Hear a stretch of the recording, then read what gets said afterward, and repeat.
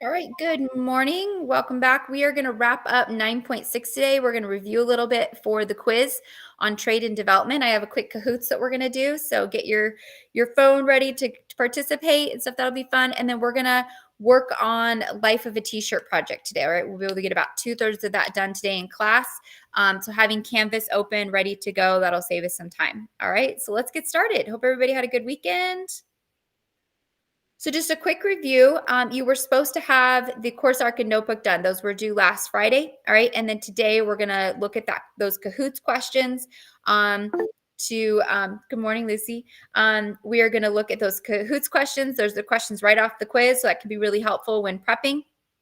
And then if you need anything tomorrow, I'm available from 1:30 to 1:20. That should say 1:20 to 2:15 tomorrow. So basically during fifth period. Okay. And I'll have that up in the announcement in Canvas if you need anything. Okay.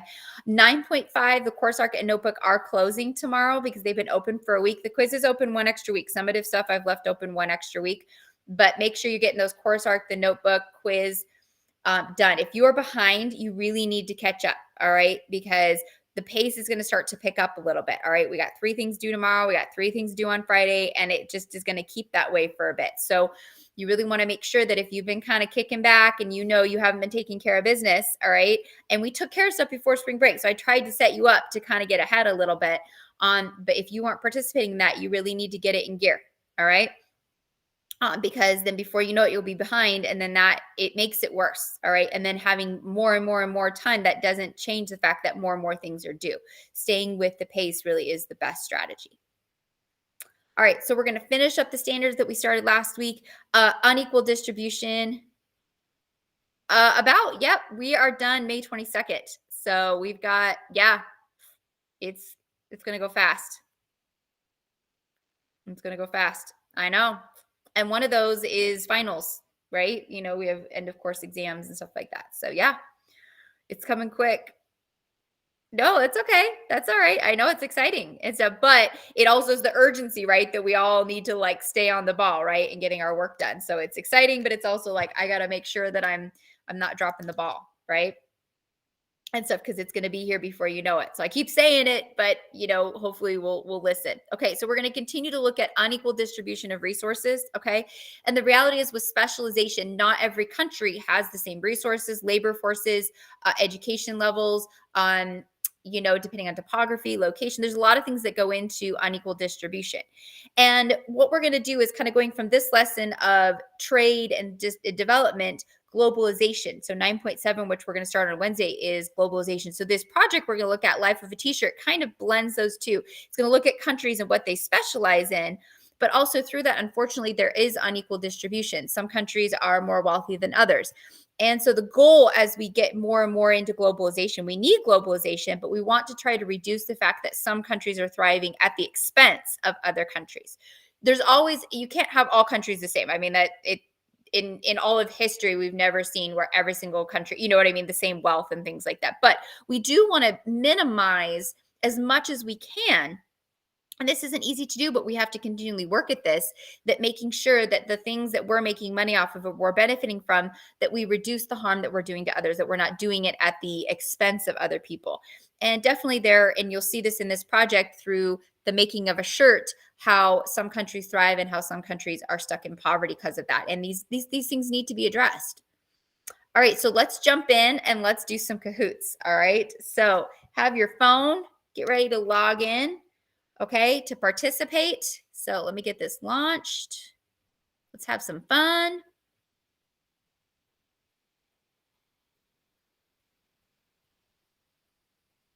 Loading. Okay, it's going to give us the code, and you need to join. So go to Kahoots and do the game code. Okay, 5999474. All right, or you can do the barcode if you want. All right, so I'll give it a couple minutes, let people join. Let's have some fun. See who can get up on that podium. Awesome, keep joining. You guys said you want to do this kind of stuff, so let's do it. Oh, we're changing the avatars up. Awesome, join. Like I said, these are things directly off the quiz. So this is a great way to review and to have a little fun. You guys requested this in your survey, so I'm trying to I'm trying to meet those needs, but then all I ask in exchange is you participate, right? That seems fair. So there's 24 people in this meet. Let's get some more people. You can scan the QR code or go to kahoots.it and join, or if you have the app. Thank you. Join in, folks. If you don't want everybody to know your name, you can change up your name. Dream. Oh, the unicorn went away. That was cute. What is that? A bald? Oh, burger with love. That's cute. These avatars are so cute. Okay, now you're making me crack up. That's funny.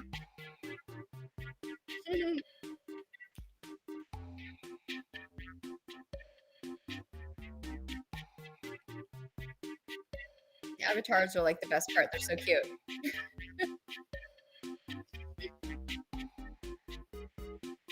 Oh, they should have a Cahoots episode. That would be so funny. Oh my gosh, Chicken Nugget, whoever you are, that's so cute. That's a great name, Chicken Nugget. Okay, I'm cool with creative names as long as they're appropriate. You know what I mean? You're great. Awesome. The avatars are so cute. Chicken Nugget, you guys are cracking me up. Cracking me up. All right, let's get started. All right, let's get started. Let's see who's going to make the podium. All right. Whoop, whoop. Here we go. You're going to have to answer pretty quickly. It gives you about 20 seconds. Okay, so here we go. 3, 2, 1. Which of the following factors contributes the most to economic growth? So which contributes the most? Higher inflation, large amounts of natural resources, low investment in human capital, or greater economic freedom? So which one encourages economic growth the most? We did talk about this. Think about the U.S. What do we have the most of? Okay, do we have higher inflation? Do we have large amounts of natural resources, low investment in human capital, or great economic freedom that would encourage economic growth? All right, and time's up. All right, so 5 have got this. So take a look at this for a second. So if you missed this, it's not a big deal, but this isn't a chance to learn, right? Okay, because this is a question from the test bank. So it's a good chance you could get this question. So which of the following factors contributes the most to economic growth? So it's greater economic freedom. So it's basically talking about capitalism, okay? Now it doesn't mean we want absolute capitalism, because industrial revolution, we saw that and people were taken advantage of, but we want a free market with limits, okay? We want the ability to start a business, to try new things. And the reality is it's through trial and error, right? A lot of businesses fail, but many succeed. And so without that freedom, you really don't grow. All right. And so this is part of the reason that we've had a lot of success in the United States, is having a free market. Doesn't mean there aren't problems with a free market. Not everybody makes it. A lot of people fail, but we are leading the way, especially in technology and a lot of things like that, because of that free market and the ability to try new things and, stuff like that. So there's definitely, when you want a country to grow or to have economic success, free market is a big part of that. All right, let's do the next one. Here we go. Ooh, let's see where we are on the podium. Nice job, Faith. Having not too far behind Lucy. All right, it's close race. Anybody could have it. Here we go. Why did government spending increase in the 1930s? So think about what happened in the 1930s. The United States entered World War I and increased military spending. The government spent us to lift us out of the Great Recession. The government spent money to lift us out of the Great Depression. Hyperinflation led to higher prices on goods and services the government purchased. So 3 seconds left. Answer. Yes, the Great Depression. Good. Most of you got it, but if you didn't, that's okay. Just make sure you take a think about the wording. So remember, World War I is in the 1919. So it starts in 1914, ends 1919. Okay. So World War I is in that first decade or so. The Great Recession, that was actually 2008. Okay. So that's talking more recent times. All right. So some of you were maybe just born then or really young. So you probably don't remember it, but your parents certainly do. I certainly do. It's stuff. So the Great Depression, that was the 1930s. So that's when they had to increase government spending. And remember when we talked about our debt, our national debt, leading up to the Great Depression, we had no debt. We were not in debt. And it really started with the Great Depression and then World War II that put us into debt. And unfortunately, we've lived in a state of debt since then as a country, and it's just gone up and up and up. And that is concerning. But the Great Depression was really what pushed us into that. Banks had closed, super high unemployment. All right, so here we go. Oh, Lucy's still in or Faith's still in the lead. Lucy, Kavi. All right, CR. All right, we're doing good. All right, keep it up.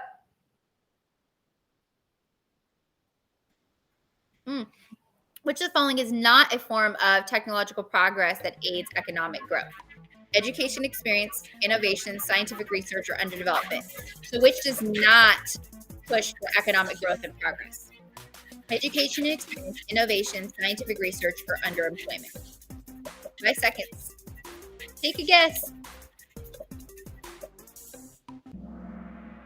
All right, a lot of you got it. Nice job. So that's underemployment, okay? Education experience definitely help progress. Innovation, so it's new things. Free markets really help that. Scientific research obviously helps with progress. You know, that can be super helpful, especially in the medical industry and tech industry, okay? So underemployment. So what underemployment means is if I'm able to work full time and I work part time, or if I have a degree in something, but I'm working in something else or something where I don't need a degree. So, underemployment is where maybe you're not meeting the individual potential, either because of your education, your experience, your ability, time. There's a lot of things that can go into what being underemployed means. All right. Woo, okay, we're holding on here. Faith, you're holding on. Cavi, nice job. Lucy's okay. CR, you're there. So let's see it. Dream, you're close. All right, let's get this. Last question. A person with a graduate degree in psychology who works part-time at a coffee shop is overemployed, underemployed, engaged in non-market activity, or fully employed. What do we think? 10 seconds.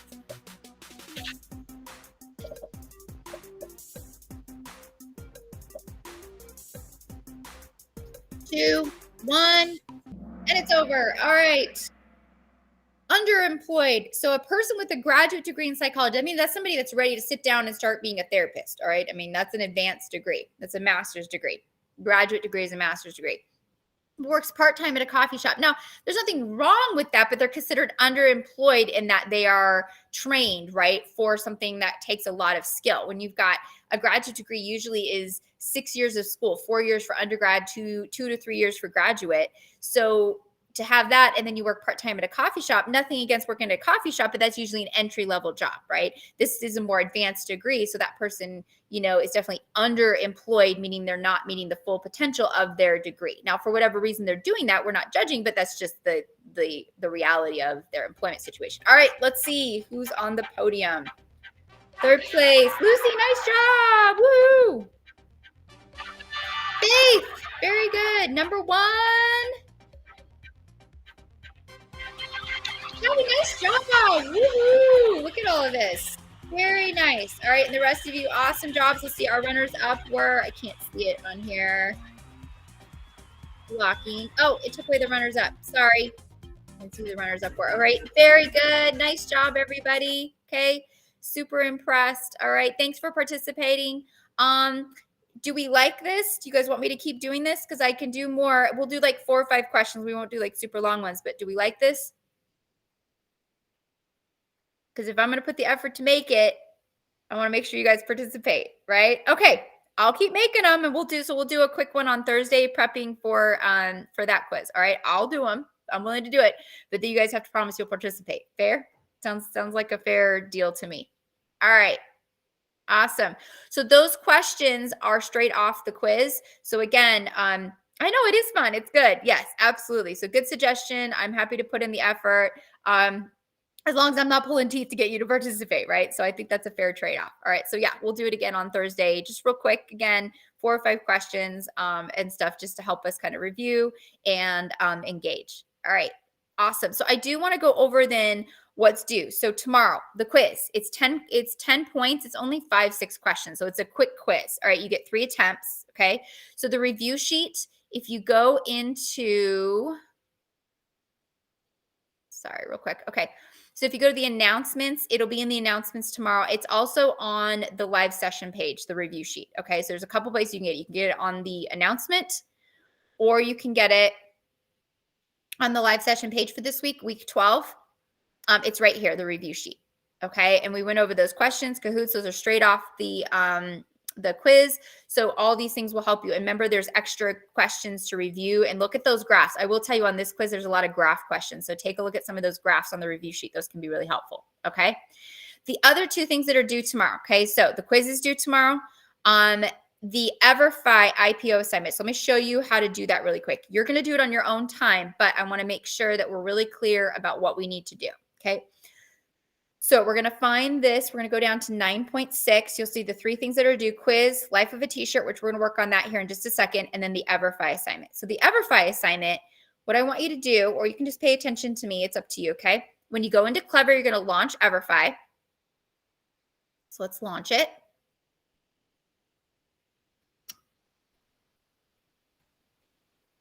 And we're going to launch EverFi, and it's going to be in the marketplace one. Now, remember, your shells look a little different than mine, but you're going to the marketplace one. Okay, so in EverFi, we're doing the marketplace one. Okay, so we're going to go into that shell, and I'm going to go to preview course. So when you're on this page, okay, we are doing the startup to IPO. So if you notice here, it says EverFi startup to IPO. So that is in the marketplace tab, and it's the green one, startup to IPO. So this is the one that you're required to do. This one right here. So you just click on it and you go through. It takes about 20, 30 minutes. Okay, so this is the one that we're doing. A couple of things I want to point out, make sure. So it's right here, and I'll link this PowerPoint tomorrow. Got some feedback going on. Okay, so make sure that you are no, that's okay. Hi, everyone. Okay, so make sure, let me see. Make sure that you are clicking on the startup IPO. Okay, now you need to have a minimum 70%. So make sure you got that minimum 70%. Okay, and when you do the screenshot, okay, this I really want to emphasize. Make sure that it's showing three things. I need to see the assignment name. So the assignment name is going to show when you have the tab. Okay, so you do a screenshot of the entire screen. It'll show the name of the assignment right here. See, it only says marketplace, but I can tell it's the IPO one because of the tab. Okay, I need to see your percentage. I need to see the results. Remember, 70% or better. And I need to see your name in the corner. All three of those need to be there in the screenshot to get credit. Okay. Otherwise, I'm going to say resubmit. You're going to get frustrated with me. You're going to have to go back in. You're going to try to find it and try to get everything on there, or have to do more than one screenshot, where if you just do it right the first time, it'll save you time, save me time, and all that frustration. Okay. So minimum 70%. Make sure that you're showing your name, and then make sure that it is showing the score. Okay. Give me a thumbs up that you understand what I'm saying, so you know where to find it and what three things need to be there.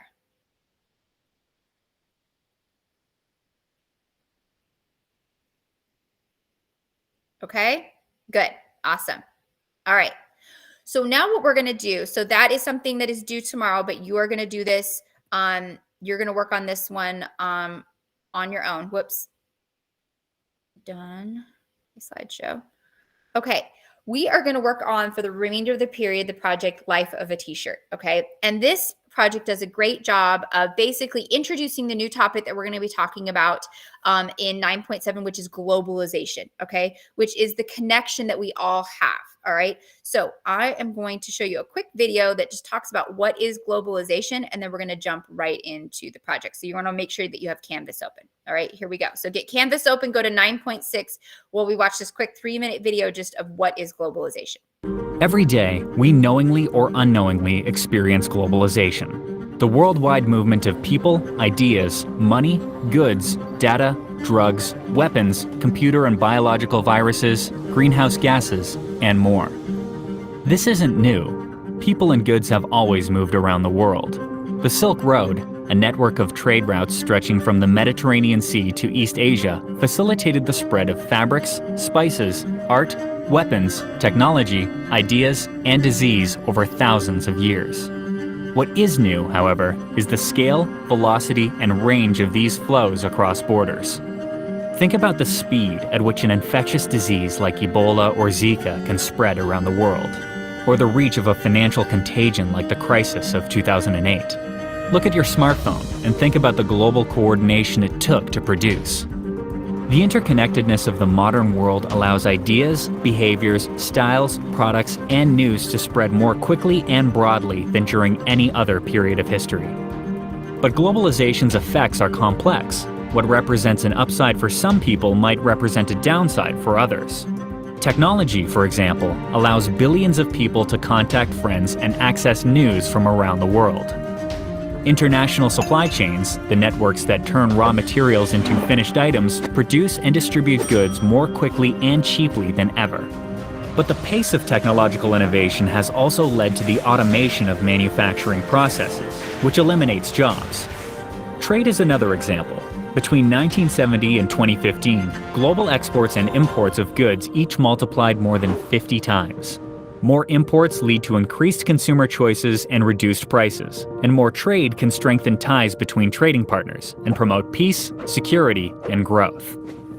But more trade opportunities and technological advances mean many corporations choose to shift their operations to countries where the labor and natural resources are cheaper. And the individuals and companies that can take advantage of international resources experience outsized gains, which widens the growing gap between the rich and the poor. The effects of globalization, both negative and positive, are a reality. No one can opt out entirely. But governments have many options for responding.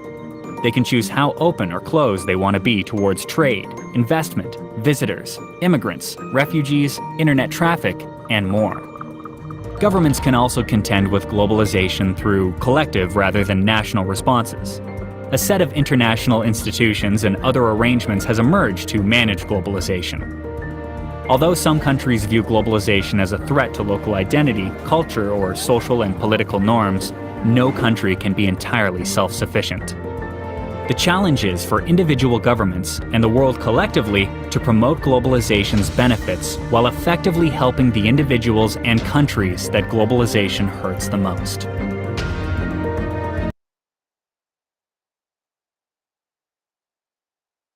So right there, they kind of sum it up. Globalization is a great thing in that we trade, we get the resources we need, life advances, but it also is a really kind of sticky thing because it can harm local culture. It can hurt, as one country is thriving, it sometimes is at the expense of another. So one of the problems, and like I keep saying, every progress, there's always going to be issues with it. Nothing is ever, we talked about this with like electric cars, like there's a lot of progress with it, but there's some issues with it. And same with globalization. We need one another. We advance as a world. We're better off for that connectedness. No one is self-sufficient, but it can threaten culture. It can threaten lifestyle, and one country benefiting more than another. And so those are issues and things that we have to address, that we're not obliterating culture, that we're not at the expense of, someone's lifestyle. And so we're going to introduce this topic through the Life of a T-shirt assignment. Okay. So if we go into Canvas, I asked you to open up Canvas, go to 9.6. Let's go to modules, scroll down to 9.6. We're going to go to Life of a T-shirt tab. All right. So once this is open, okay, it's going to basically give us a task sheet. And then as we watch each part of the video, we're going to answer questions off the task sheet. Okay. Let's take a look at the rubrics really quick. So this is worth 36 points. This is in the summative category. All right. And basically each video has 3 or 4 questions per section. And we'll go through this and we'll be able to get a couple of these sections done together. Okay. And it's basically 2 points for each question. All right. So there's each section and they're even broken up on the worksheet. Okay. So I'm going to play this quick introduction video. It's literally a minute long. While I'm doing that, I want you to open up the Life of a T-shirt worksheet. And I want you to rename it, save it, and make it shareable. So rename it, save it, make it shareable while we watch this quick introduction video. Okay, so rename it, save it, make it shareable. Rolling. I'm Alex Bloomberg at Planet Money, and a while ago we had this idea. Make a t-shirt, and then follow that shirt around the world as it gets made. This, right here, crap. This is the shirt we made. And it's just an ordinary shirt. It's not made of organic cotton. It's not handmade in the United States.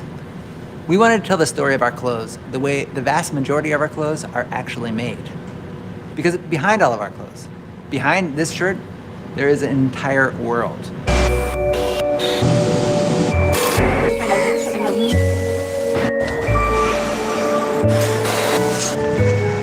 And once you see that world, you realize there's nothing ordinary about a simple t-shirt.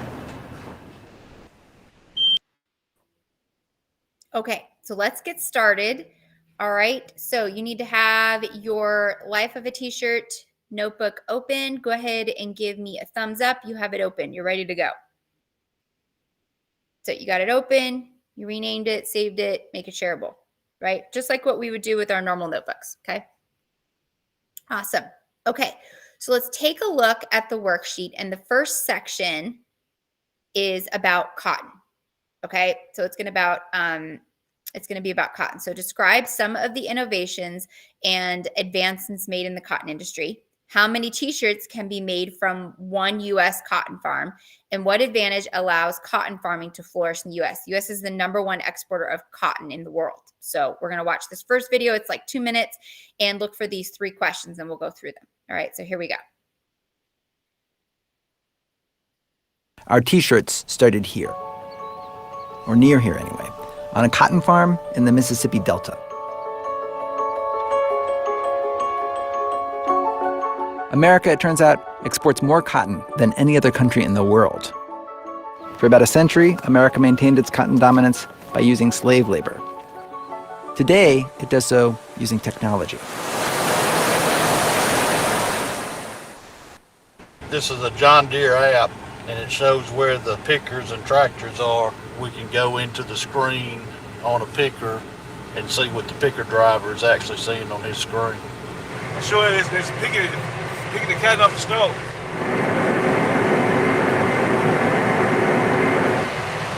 So we're driving south? Yeah. Bowen Flowers is a third-generation Mississippi cotton farmer. Even the seeds he uses are a feat of engineering to rival the iPhone. Most American cotton seeds are made in a lab, like this one and the Monsanto Corporation. Genes from bacteria are added to the cotton to make it more pest-resistant and tolerant of herbicides. There's a debate over the safety of genetically modified crops. For American cotton farmers, though, it's mainly been settled. 20 years ago, there was no GM cotton. Today, over 90% of American cotton is genetically modified. And all this technology, the machines that automatically bale the cotton, the specially designed trucks to haul those bales away, the high-speed gins that remove those lab-designed seeds, all this technology has an impact. Since the 1950s, cotton yields have almost tripled. You've been harvesting all this cotton. How many T-shirts did you make? Oh gosh, it's no telling. Do y'all happen to know that answer, how many it is? We didn't know, but we went back and looked it up. The answer? From just this one farm, in just 1 year, there's enough cotton for 9 million T-shirts. That's a T-shirt for every single person in New York City. Okay. Interesting, right? I mean, a lot of things that I didn't know before doing this project and stuff like that. So super, super interesting. Let's go over the questions. Describe some of the innovations and advancements made in the cotton industry. All right. The U.S. Exports more cotton than any other country. It used to be from slave labor. Now it is due to technology and machinery. All right. That we have. This has been and is continued to be a specialization for us is the production of cotton. Okay. Most of the seeds are made in labs because they're pest resistant. There's some debate, but 90% of cotton today is genetically modified, okay, from genetically modified seeds. And production has gone up triple in the past 70 years. So clearly these seeds, there's something about them and production levels, which has helped us to basically that one farm is producing more and stuff than it is. So it's the nice thing about that is that you don't necessarily need more land to produce more, that you're just getting more out of the land you're already using and stuff. So that could be seen as a positive. All right. Only in New York. No, it was just the example that 9 million shirts, that's enough to clothe people in New York, you know, to give you like an equivalent of like population. Yeah, crazy, right? So how many T-shirts can be made from one U.S. farm? So from one farm, that's 9 million. That would be equivalent of you know, just from one farm, clothing people in New York City. Every single person would get one shirt. Obviously, that's not to clothe everybody. You need more than one shirt, but just to give you an idea from one farm. I mean, that's incredible. What advantages have allowed cotton farming to flourish in the U.S.? Well, the genetically modified seeds has increased production, machinery, taking away the need for labor. So, before machinery 50, 60, 70 years ago, that would have to be people out in those fields pulling the cotton. And then once you bring it in, removing the seeds and bundling it up. And so it's going to be a lot slower and you're just not going to yield as much. And because of this, it is something that we've specialized in. So machinery and genetically modified seeds. So a couple of different things have made us, really advanced in that area.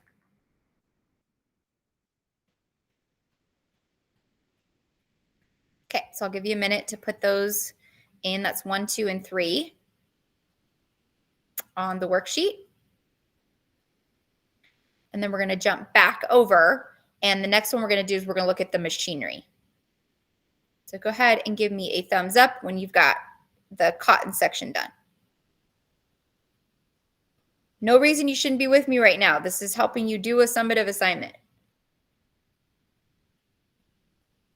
Awesome. All right, let's get started. Let's look at the next questions and then watch the video. So this is machines, okay? So we're in part 2. How much yarn does it take to produce a single t-shirt? Describe different ways in which automation has affected the efficiency of factories. And then what advantages, sorry, it sucks when it's like on a different page. What advantages has allowed Indonesia to be the center of manufacturing? Identify some reasons that may eventually cause a shift away from Indonesia as a manufacturing center. Okay, all right, here we go.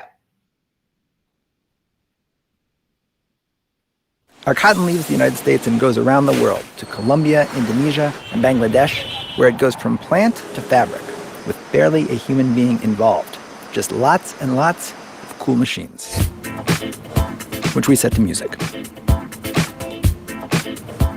Our cotton first went to spinning factories like this one.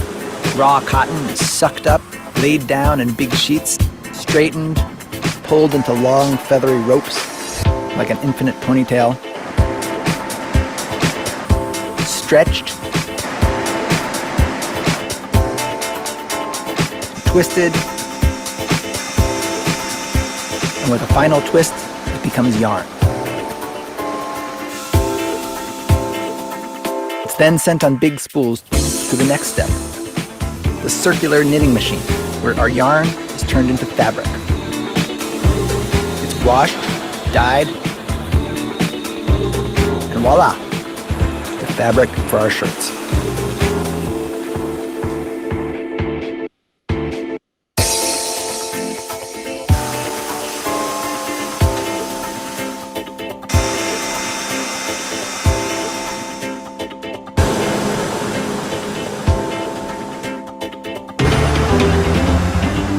Soft, comfy, and a high-tech engineering marvel.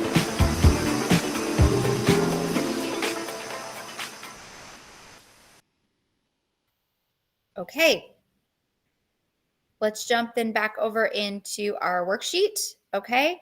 And let's work through some of these, all right? How much yarn does it take to produce a single t-shirt? Okay, so it's gonna amount to about 6 miles of yarn to produce one shirt. 6 miles of yarn to produce one shirt, okay? So we're on the machine part, so we're on machines. Okay, 6 miles of shirt to produce one of yarn, sorry, to produce one shirt. Well, that's a lot if you think about it. Okay. Describe different ways in which automation has affected the efficiency of factories. Okay. So machinery has been a big part of that, making it easier to break down the, the cotton into natural, the natural cotton into thread. And then the weaving machines is really big in that it is much faster and cheaper than human labor. Machinery makes it a lot easier to break down the cotton. That's a really hard process to break that down so you can actually get it into spools of yarn. And then the weaving it into basically sheets of fabric so you can cut it out and sew it into t-shirts. That used to be a very labor-intensive process. And machines have really eliminated the need for, human labor in that sense for the manufacturing side of it. You need human labor for other parts of it. What advantages have allowed Indonesia to be the center of manufacturing?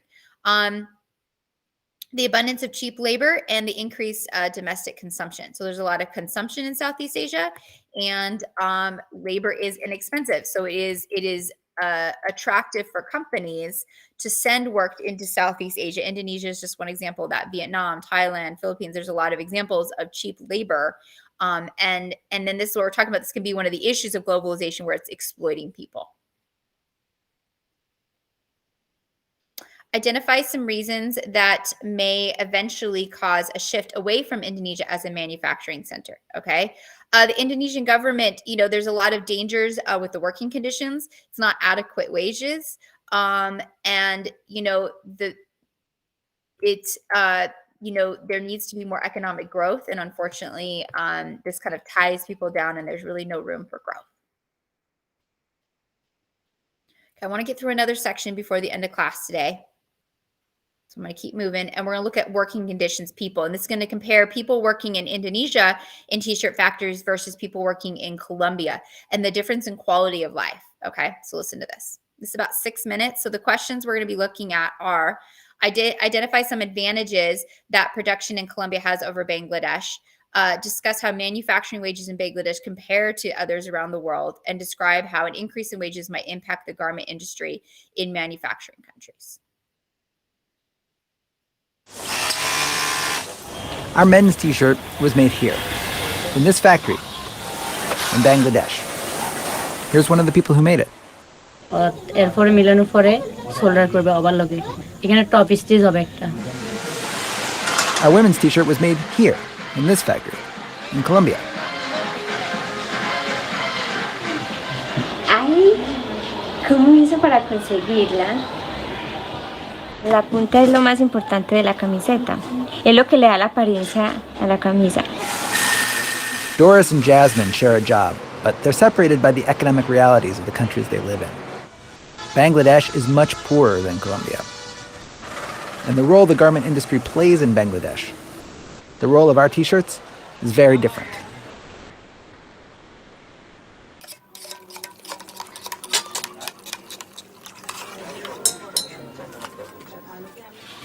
Jasmine Akhtar lives with her brother, sister-in-law, and roommate in a tiny rooming house. There's no running water, just a gas stove to cook. There's a small TV and a bookcase that holds all her belongings. She leaves for work at 7 a.m. each day, 6 days a week. She makes one of the lowest wages in the world, about $80 a month. Jasmine has been working in clothing factories since she was 16 years old. And she is not alone. 4 million people in Bangladesh work in the garment industry. That's double the number from a decade ago. Which raises a question. What has driven 4 million people to work long hours in these factories for some of the lowest wages in the world?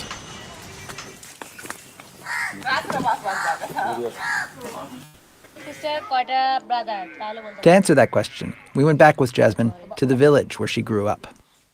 কেউ ভালো সুস্থভাবে চলা অবস্থায় কেউ কখনো গার্মেন্টসে যাবে না কারণ আমি যেরকম আসছি এরকম সবাই A lot of garment workers come from villages like Jasmine's, where people worry about getting enough food to eat and sometimes don't, and where girls are seen as an economic burden. The solution? Find a husband with the means to support your daughter. But finding a good husband costs money, a dowry. In Jasmine's family, her older sister's dowry sent the family into debt. আমাদের থেকে ঋণ পাবে প্রতিদিন ঘরে আসবে একটা লোক তখন আমার ভিতরে একটা জিদ আসছে যে কি রে আমরা তো ঘরে আসি বেকার আমরা কেন থাকবো আমরা শহরে গেলে তো অনেক টাকা ইনকাম করতে পারবো তখন আমার জিদে আমি শহরে গেছি যাওয়ার পরে আমি চাকরি করে মা বাবাকে টাকা দিছি হেল্প করছি আর কি যাই আস্তে আস্তে সব ক্লিয়ার হয়ে দিচ্ছি This was Jasmine's trade-off. Long hours, monotonous low-wage job. But in a factory, she says, that feels safe, better than others she's worked in.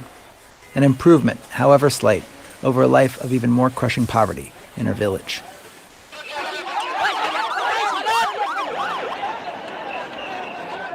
In the middle of our T-shirt project, the worst garment industry disaster in history happened in Bangladesh. The factory collapse at Rana Plaza. Suddenly, the world was considering questions that we'd been considering. Who are the people that make our clothes? What are their lives like? More than 1,000 people died that day. They died seeking the same things that Jasmine was seeking. A few more calories in their diet, the chance maybe to pay off a debt. They died, in other words, trying to make the same trade-off that Jasmine had. A life of extreme poverty for one slightly better off. Our women's t-shirt was made in a country with a much more advanced economy, Colombia. Things there are different. Doris Restrepo lives there with her mother in a small apartment. And she supports the two of them on the salary she earns at the factory where our shirts were made. Yo me imagino que las personas que van a usar esa camiseta son personas de Estados Unidos, gringos, gordos. Me imagino a las personas gordas porque las camisetas que hacemos, sí, como inmensas. Y ahí sabemos que es para personas gigantes.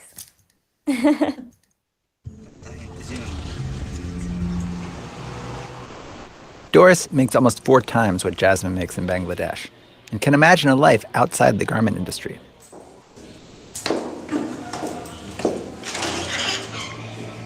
Doris has a small side business selling pastries door to door and dreams of one day opening her own business. Pienso que si Dios quiere y todo me sale bien para este año, es el último en mi profesión. In Colombia, the garment industry is just an industry. But in Bangladesh, it's a social upheaval. Millions of women like Jasmine living lives that just 20 years ago would have been hard to imagine. Lives filled with new risks and new possibilities. Most of the money Jasmine earns at the factory, she sends home to her family.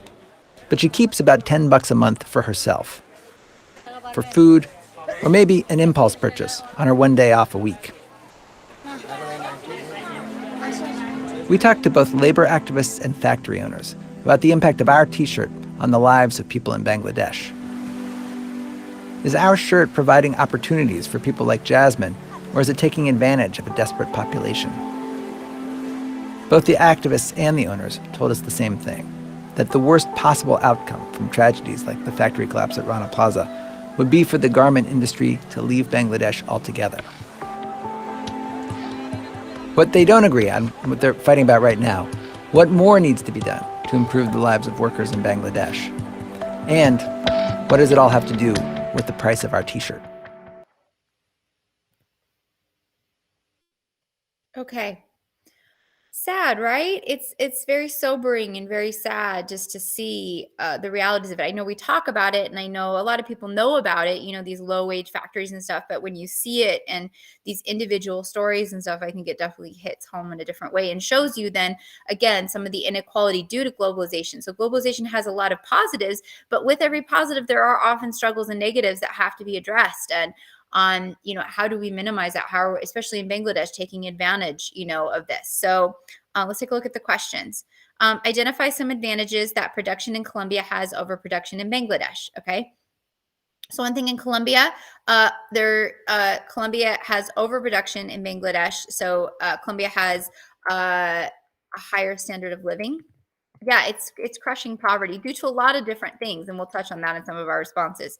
People in Bangladesh, they often live with distant relatives, lack electricity, indoor plumbing. 4 million people work in this industry, double in the last decade. In Colombia, this job, you can actually support, a small family. Like you saw, this woman was supporting her and her mother. Maybe not like a glamorous life, but enough to get by and have what you need and not be impoverished. Have a roof over your head, have electricity, have indoor plumbing, enough food. They make 4 times what that of people in Bangladesh make. In Bangladesh, they only make $80 a month. Sorry, that's money sign should be on the other side of the 80. Let's put that on the right side. Okay, there we go. Discuss how manufacturing wages in Bangladesh compare to other countries. So many workers come from villages. They are not valued, especially the girls are not valued. There's lack of opportunity. You basically are a burden. There's a lack of quality of buildings and safety within the factories. Poverty is kind of the only way of life. If you're working in these factories, there's no other options. And as you can see, a lot of these workers come to the city to help their families because the villages are so impoverished. So it's a chance to make enough money to help your family who can't even eat. So this form of poverty, at least you're eating, whereas in the villages, they kind of see it as, they can't even make it by. They're in debt. And so a lot of times you're helping your family and you're just trying to help your family get by. But it's this vicious cycle due to lack of education, cultural norms, and lack of value of women. There's no other real opportunities and stuff. And you can see sending back that money, then you're never going to be able to save up and do something different because it's this vicious cycle. And your family needs you. And a lot of people, duty is really important to them. Describe how an increase in wages might impact the garment industry and manufacturing. So Colombia having the higher wages, it is not the industry, it is a industry. And the problem in Bangladesh, high poverty rates and stuff, it is the industry. And so there's such a dependence. Unfortunately, it's really hard to get out of it. What do you replace it with? Where in Colombia, it's an option. And you can see that the worker, she had plans to leave that and maybe do something in baking and provide other opportunities. So it was kind of a step into the workplace, but she wasn't stuck there. Where in Bangladesh, there were no other options. So you're stuck because what else are you going to go do? You can't go back to the village. There's no way to support yourself. Okay, give me a thumbs up when you have that. I'd like to do the boxing one. It's only a minute 30. So I'd like to get that one done. So we're going to hustle a little bit, but I think we can get that done. All right. Because the more we can get done in class, then the less you have to do on your own. Okay, so let's go over. We're going to do boxes, this video really quick. So the questions we're going to be answering are, when did containerization of shipping begin? So it's looking at the exporting of it, the shipping of it, okay? Explain how containerization has increased efficiency in the shipping industry and describe economic breakdown of the cost to produce a single t-shirt. All right, here we go. Our t-shirts got from the factories in Colombia and Bangladesh back home to us in this, a shipping container. This one right there, that's ours. And containers are the unsung innovation that makes the global economy possible.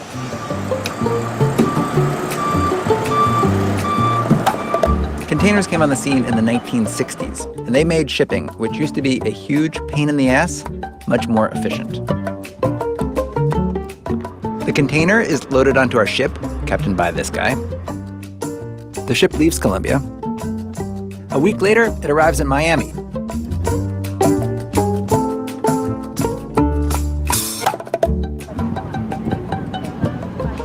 Our container with our shirts inside then gets loaded back onto a truck. And then onto a train, where it makes its way north. And this whole journey, thousands of miles, ships, trains, and trucks, cost just pennies per shirt. A tiny fraction of the cost of the raw materials in our shirt. Far less than the cost to print the design on our shirt.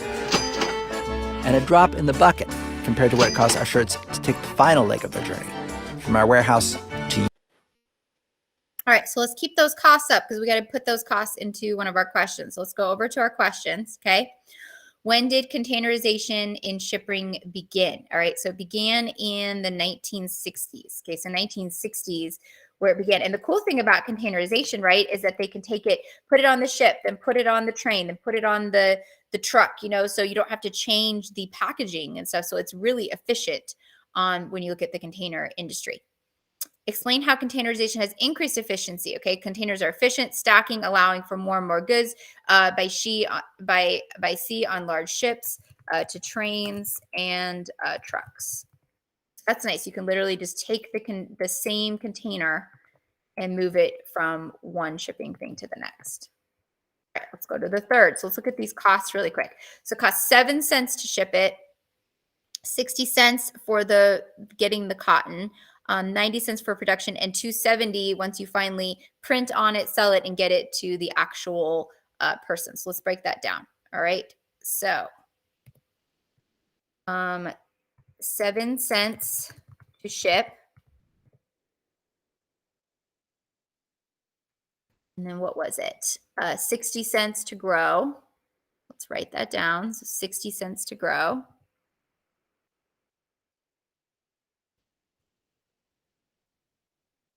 Okay. And then 90 cents to manufacture to turn it into like cotton material. Okay. So 90 cents to manufacture. And then what was it? 270. 270. $2, the most expensive part, $2.70. So this is the part to put the, to put the screen print it and get to your door. But once it's there, then a company will put maybe their logo or sports team or something like that. It's already there, but then that final step is actually the most expensive portion of it, where the company customizes it to make it, their own. All right. So get that, put it on your part 3. So all you have left that you need to do, okay, really quick, is you need to watch the you section, okay, how you are a part of that. It's only 1:40. You answer the questions under that, and then you have some reflection questions, okay? So you watch the reflection section that's about you, okay, and stuff, and then answer these kind of final questions, okay, and get that submitted. So we got a good chunk of this done in class today.